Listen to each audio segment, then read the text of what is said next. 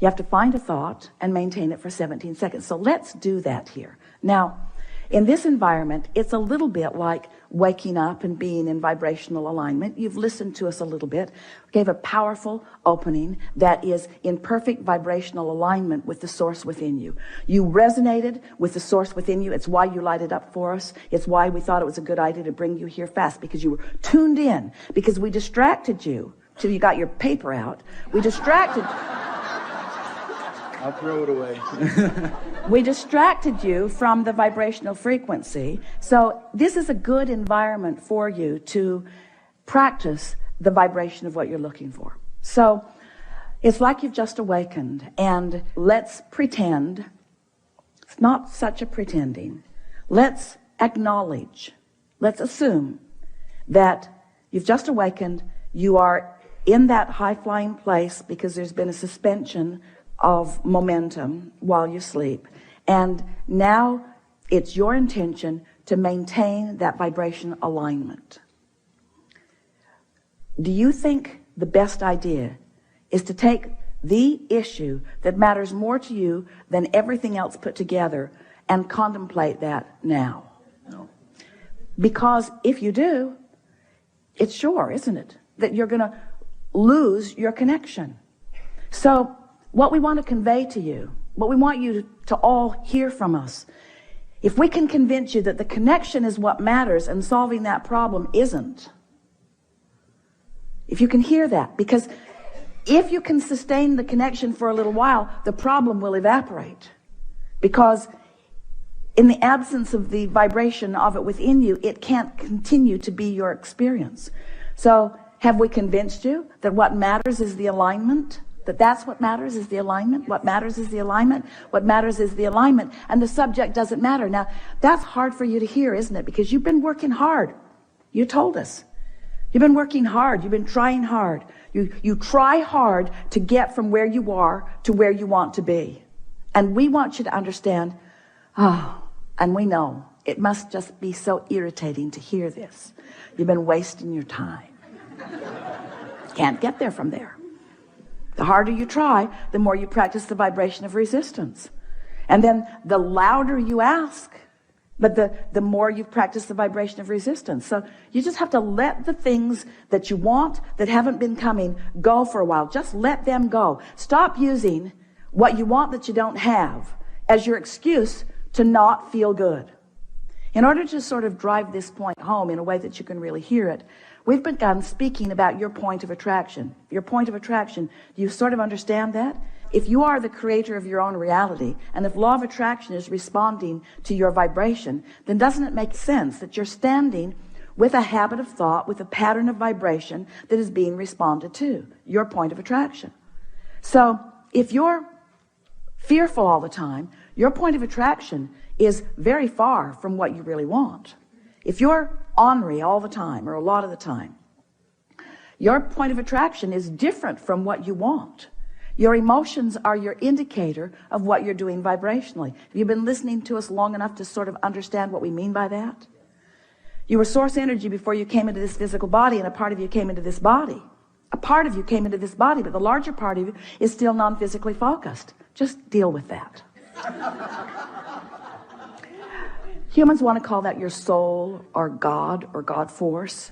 We want to call it that non-physical, eternal part of you that you have sprung forth from, but that you're still intricately tied with. It's your vibrational nature. It's your true vibrational nature. So that part of you adores you. When you're mad at you, you cause a vibrational difference. That part of you loves others. When you find someone who is despicable, Esther loves that word, despicable, you cause a vibrational variance. So when you separate yourself from you by the logical thing that you've chosen, that's a vibrational variance. But if you practice it long enough, then you end up in this sort of habit of vibration. So we've been wanting to demonstrate that your point of attraction is like a sort of swirling state of being. It's a vibrational disc, sort of like the seven dwarves. There was Henri.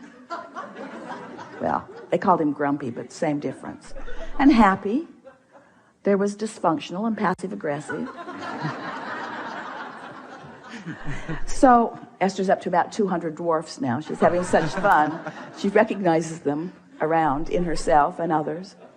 So there are these habits of thought, these vibrational habits of thought that represent this sort of vibrational place where you hang out. And so if you've been hanging around in hopeful but not believing, then that's what the universe leads you to. If you're hanging around in despair or discouragement, then that's what the universe leads you to. Let's define what we mean by that's what the universe leads you to. It's a better way of saying that. That's what you find in the universe. That's what you find. That's what your point of attraction yields to you. So we want you to realize that if you will just choose the disc, if you choose the subject chooses the disc. Think about that. I'm going to think about money. Despair. Not really. Could be optimism, or could be fantastic journey. You know where you're at relative to that. When you think about wanting a relationship that you've never known, but that you sense is there, that you really want, and you feel lonely or the absence of it, loneliness is in a very different place than joy. So we're saying this to you more clearly than we've ever said it before. Choose the disc by the way it feels, not by the subject that you want to place on it. That's a good way of saying that, isn't it? So when we say, what are you going to think about? Your answer, if it's a really good answer, is anything that keeps me up here. Oh, well, are you going to think about the things that are important to you? No, that would take me down here. Because the things I really want, now we know, you know, we're playing with you because we see you progressing and having wonderful lives in many regards, but you know what we're getting at. Sometimes the things that matter to you most don't make you feel that good because the vibration that you've practiced isn't one of knowing or expecting. Every subject is like a big long stick or a little short stick, doesn't matter. It's a stick. A really big long stick that has two ends on it. On one end of it is what is wanted, and on the other end of it is the absence of what is wanted.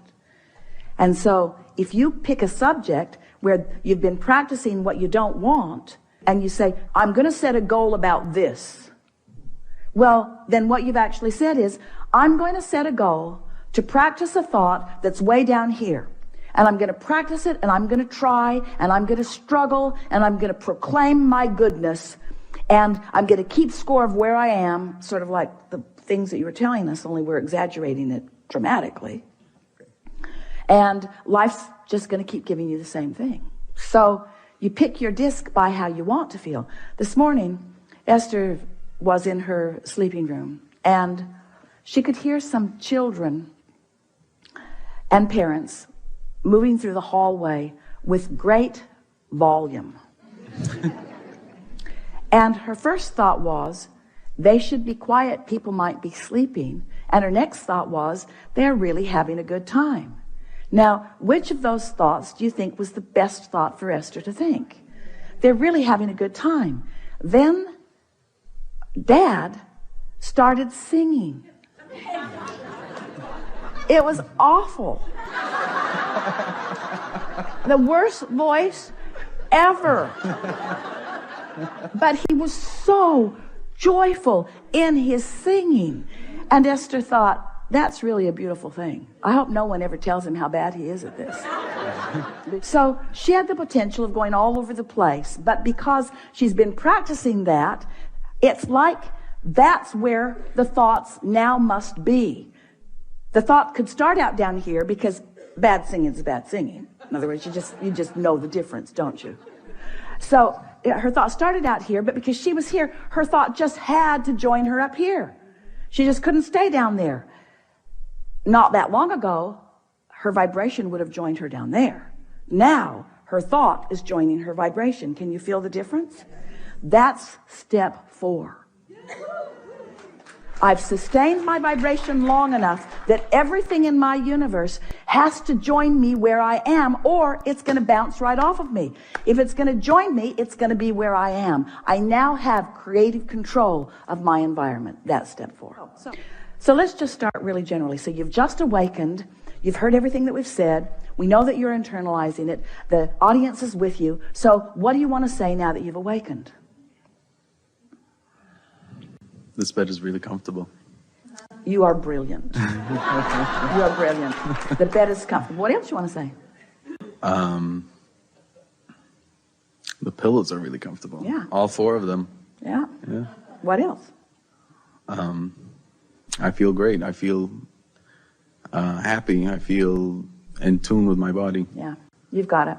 You've got it. And any thought like that, now stay there for 17 seconds and then another and then another and then another and then another. And then do it tomorrow and the next day and the next day and the next day and the next day and the next day.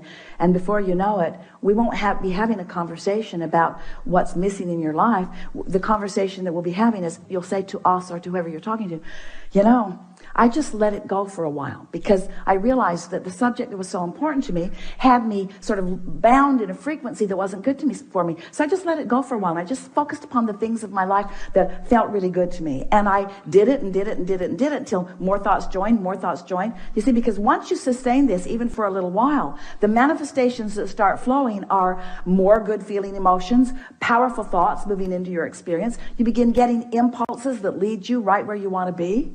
What Esther is discovering, now that she's there so much of the time, is that she'll get an impulse to do something that formerly she thought would not have been a very good idea to do it, but she'll do it, and then something will unfold that for just a minute she'll think, oh, I'm not sure if that was a very good idea either, but then that will cause a question to be asked within her that will bring a solution, and she'll realize, I was just led right down a path from where I am to where I want to be. Because she's heard us say, and you have too, that the source within you knows where you are in relationship with everything you want and knows exactly what the path of least resistance is to get you there. But you've got to try a little bit to be on a vibration of least resistance. And as you start hanging out in a vibration of less and less and less resistance, it's just going to amaze you at first when you realize how smart non-physical is, how caring they are about where you are, how much they know about where you are in relationship to where you want to be. And they'll just guide you and guide you and guide you and guide you. And you know what the best part is? The journey is so fun. You keep thinking it's the destination that's going to ring your bells. The journey rings your bells.